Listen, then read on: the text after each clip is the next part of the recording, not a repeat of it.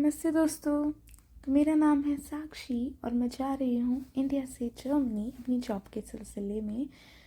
मैंने सोचा क्यों ना अपनी यादों को और अपने एक्सपीरियंसेस को और अपनी जर्नी को आप सभी के साथ शेयर किया जाए इन यूट्यूब वीडियोस के ज़रिए। सो या मेरी एक छोटी सी दुनिया में आप सभी का स्वागत है। I welcome you all. तो जाने से पहले मेरी फैमिली ने केक कट कराया मेरा और उसके बाद हम निकल गए मेरे होम टाउन से आईजीआई एयरपोर्ट की तरफ। और जाते टाइम यार मेरी पूरी फैमिली साथ थी, मेरे सारे फ्रेंड्स साथ थे। तो मेरे मन में ना इतने सारे मिक्स इमोशंस चल रहे थे। मुझे रोना भी आ रहा था बहुत ज़्यादा, बट मैंने बहुत कंट्रोल किया हुआ था बिकॉज़ मेरी मम्मा मेरी सिस्टर बहुत इमोशनल है। तो अगर मैं रोती तो वो मुझसे डबल रो जाती। तो मैं सोचा नहीं यार साक्षी, रोना नहीं है, रोना नहीं है। उसके बाद हम पहुंच गए आईजीआई एयरपोर्ट टर्मिनल 3 और यहाँ पे मुझे मेरे फादर समझा रहे हैं कि क्या करना है, कैसे चीज़ें करनी है।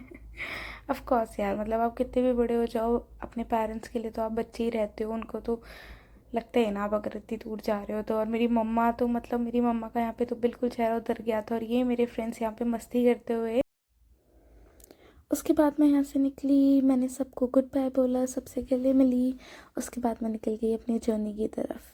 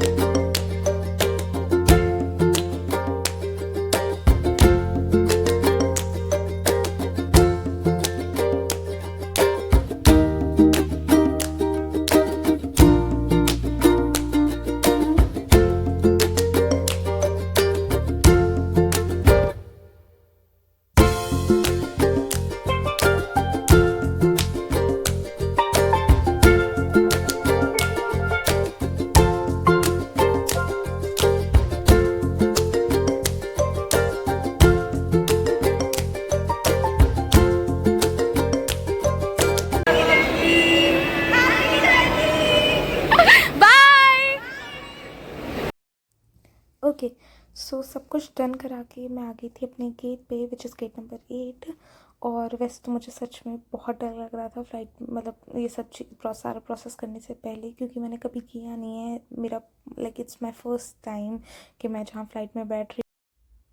बट सारा प्रोसेस बहुत स्मूथ था। मैंने पहले अपना बैगेज डिपॉज़िट कराया, उसके बाद फिर मैं सिक्योरिटी चेक क्लियर किया मैंने। उसके बाद फिर अराउंड 5:45 मेरी फ़्लाइट बोर्ड होना स्टार्ट हो गई थी। तो अभी मैं जा रही थी फ़्लाइट बोर्ड करने के लिए। और इस टाइम मुझे थोड़ा सा डर लग रहा था बट मैं बहुत एक्साइटेड थी। मैं फ़्लाइट में बैठ गई थी यहाँ पे और काफ़ी कंफर्टेबल फ़्लाइट थी मेरी। उसके बाद मुझे मेरी सीट पे 2 पैकेजेस रिसीव हुए थे, जिनमें से एक पैकेज में था ये हेडफोन और दूसरे पैकेज में था एक ब्लैंकेट जो कि बहुत कंफर्टेबल था। मतलब अगर आपको ठंड लगती है फ़्लाइट में तो आप इसको ओढ़ के आराम से सो सकते हो। और ये नेक पिलो तो मैं अपना लेके गई थी। उसके बाद मुझे एक और पैकेज रिसीव हुआ जिसमें थे एक आई मास्क था, एक ईयरबड था और सॉक्स थे। हाँ, ये 3 चीज़ें थी इसमें। तो ये 2 पैकेज मैं एज इट इज़ उठा के घर ले आई थी क्योंकि मुझे वहाँ नीड नहीं हुई इसको यूज़ करने की। बस हाँ, मैंने आई मास्क यूज़ किया था और मैं थोड़ी देर के लिए 2 घंटे सो गई थी। वैसे भी फ़्लाइट में आपको बहुत ज़्यादा नींद नहीं आ पाती है, टर्बुलेंस भी रहता है थोड़ा थोड़ा। और अगर आप पहली बार ट्रैवल कर रहे हो थोड़ा सा डर भी लगता है, जो मुझे लग रहा था। बट फिर भी ठीक है, काफ़ी अच्छी फ़्लाइट रही मेरी, काफ़ी कंफर्टेबल। और थोड़े टाइम में ही मेरा मील आ गया था और मैंने एक स्पेशल मील रिक्वेस्ट डाली थी। तो मुझे हॉस्टल्स पहले ही मेरा मील देके चले गए थे, जिसमें था आई गेस सात्विक फूड। मैंने इसमें मील रिक्वेस्ट डाली थी क्योंकि आप बाहर ट्रैवल कर रहे हो, आपको नहीं पता होता कि आपको लाइक क्या मिल जाए खाने में अगर आप वेजिटेरियन हो। तो मुझे ये 2 कटलेट्स और कुछ spinach samosa, bread, fruits and vegetable मिले। और ये कुछ बटर था, ये वीगन बटर था, इसका टेस्ट बहुत अलग था रेगुलर बटर से। और हाँ, एक जैम। तो आई गेस मुझे ना जैम और ब्रेड बटर बहुत अच्छा लगा, but food was not really good. But ठीक है, मुझे भूख लग रही थी तो मैंने खा लिया। उसके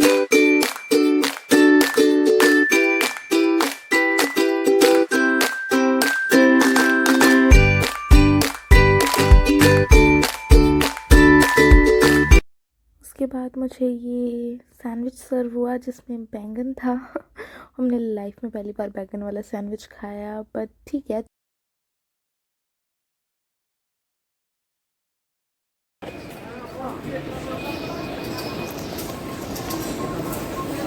बस यहाँ पे ना मतलब मेरे को हमेशा से कन्फ्यूजन रहता था यहाँ पे कि कैसे होगा, लेकिन यहाँ पे ना एक्चुअली 2 डेस्क है। मतलब आप निकल के आओगे ना तो एक साइड तो आप एग्जिट है और एक साइड है आपका इंटरनेशनल ट्रांसफ़र। तो आपको इंटरनेशनल ट्रांसफ़र के लिए आना है अगर आपको फ़्लाइट स्विच करनी है तो।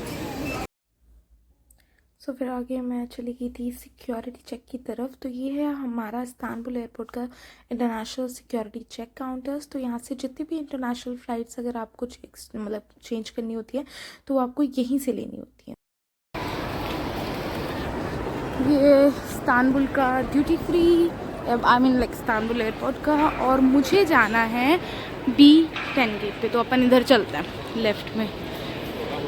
और वैसे सच बताऊँ तो मुझे ना बहुत डर लग रहा है क्योंकि मुझे कुछ पता नहीं है। लाइक मैं पहली बार ट्रैवल कर रही हूँ फ़्लाइट में, बट ठीक है चलते हैं। कुछ ना कुछ तो हो ही जाएगा कहीं ना कहीं से।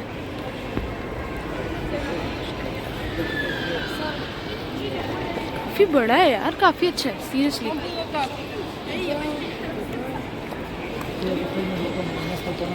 लिखा है ABCD, आगे जाना है।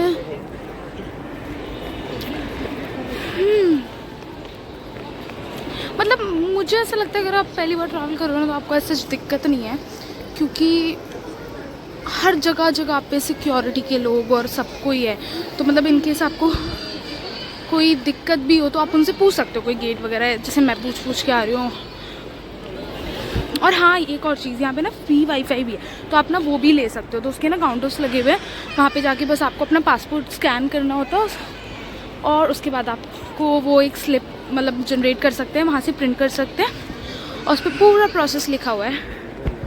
वाईफाई कनेक्ट करने का और मैं थक गई हूँ बहुत ज़्यादा, तो इसलिए मेरी सांस फूल रही है। और एक और चीज़ ये कि अगर आप अगर आप सोचने वालों कि ठीक है चलो 1 घंटे का लेओवर आपको और बहुत ज़्यादा है, तो सच बता रही हूँ बहुत ज़्यादा नहीं है। क्योंकि गेट्स मतलब सिक्योरिटी चेक वगैरह वो तो इजीली हो जाता है अगर देखो भीड़ नहीं है तो, है ना। मुझे दिल्ली एयरपोर्ट पे भी कोई दिक्कत नहीं आई सिक्योरिटी चेक में और यहाँ पे भी कोई दिक्कत नहीं आई, लेकिन हाँ गेट बहुत दूर है, तो उस हिसाब से सोच के चलना कि आपको कितना टाइम लगेगा जाने में।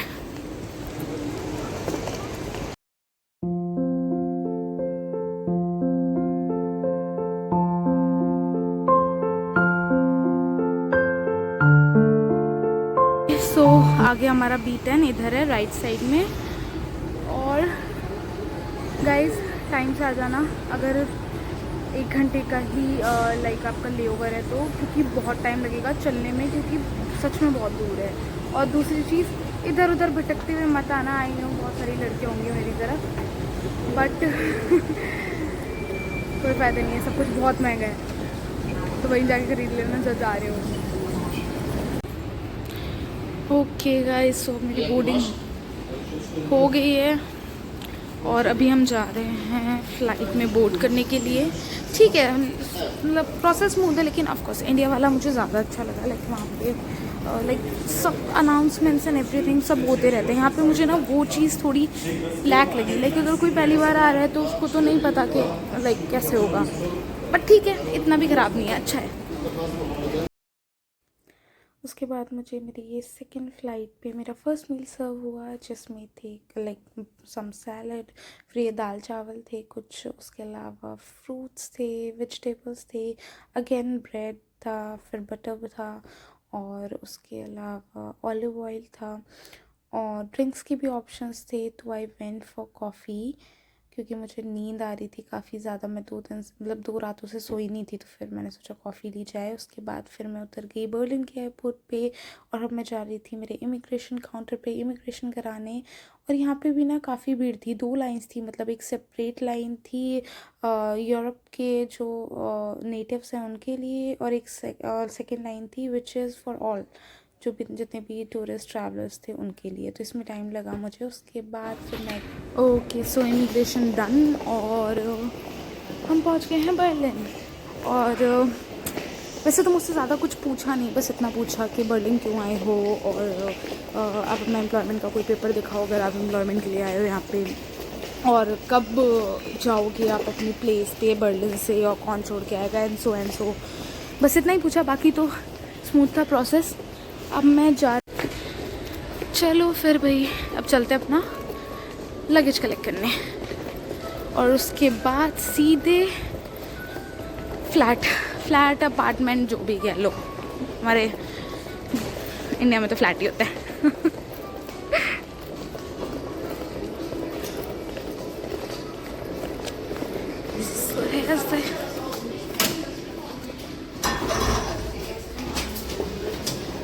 सही है यार, ये बढ़िया लगा।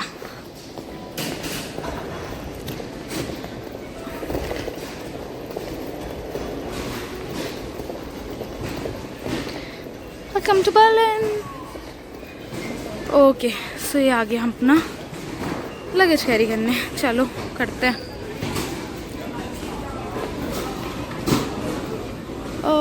बेल्ट 4 इधर तो अपनी फ़्लाइट नहीं, आई थिंक।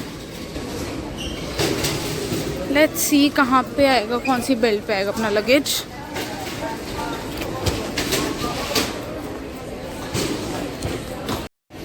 वो रहा ऊपर इस्तांबुल IST TK 1725, तो इसी बेल्ट पे आएगा अपना लगेज।